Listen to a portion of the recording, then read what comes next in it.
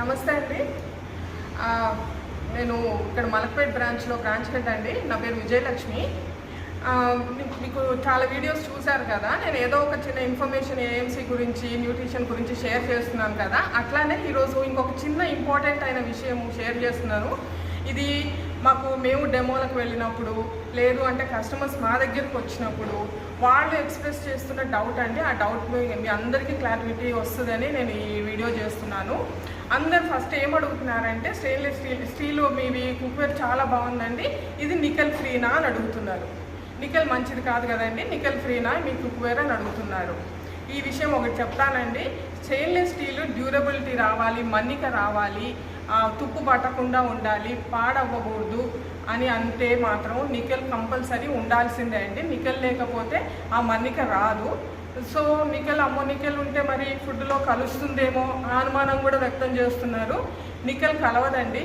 ఎందుకంటే నికెల్ కరిగి మన ఫుడ్లోకి లీచ్ అవ్వాలి అంటే 200 డిగ్రీల సెంటిగ్రేడ్ పైననే వేడి ఉండాలి. అంటే 200 డిగ్రీస్ అబోవే టెంపరేచర్ ఉంటే కానీ అది స్లోగా ఫుడ్లో కలవడానికి ఆస్కారం ఉంది. సో అంత కుక్వేర్లో మనము టెంపరేచర్ రాదండి మన దగ్గర. మామూలు కుక్వేర్లో వస్తుంది. సో అందుకనే సిమ్లో పెట్టి చేసుకోవాలి అంటారు.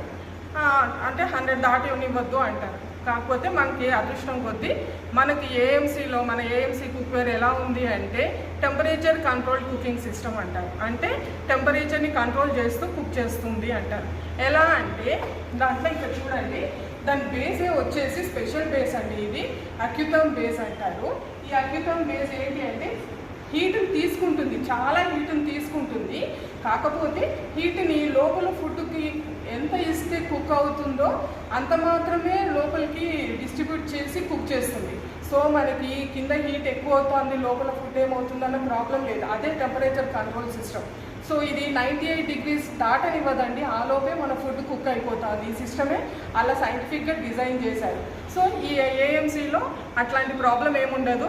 ప్రతి స్టీల్ కుక్వేర్లో నికెల్ అనేది ఉంటుందండి. ఎవరైనా నికెల్ ఫ్రీ కుక్వేర్ అని క్లెయిమ్ చేస్తే మాత్రం అదొక మార్కెటింగ్ జిమ్మికే అండి, దాంట్లో ఇంకేమీ లేదు. ప్రతి స్టెయిన్లెస్ స్టీల్ నికెల్ ఉంటుంది, అన్నిట్లో ఉంటుంది. అది ఉంటేనే డ్యూరబిలిటీ ఉంటుంది. అయ్యో నికెల్ మూలాన మనకి ఏమన్నా ప్రాబ్లం వస్తుందని ఏమీ లేదు. మెటల్ అలర్జీ ఉండేవాళ్ళు మాత్రం కొంచెం జాగ్రత్త తీసుకుంటే సరిపోతుందండి. ఈ విషయమే షేర్ చేసుకోవాలనుకున్నాను. నమస్తే. మీకు ఇంకా ఏమైనా డౌట్స్ ఉన్నాయి అంటే, ఇట్లాంటి విషయాలు ఇంకా ఏమన్నా కావాలి అంటే స్క్రోల్ అవుతున్న నంబర్కి కానీ కింద ఇచ్చిన నంబర్కి కానీ నాకు కాల్ చేయండి. నేను మీ డౌట్స్ అన్ని క్లారిఫై చేస్తాను. ఓకే, నమస్తే.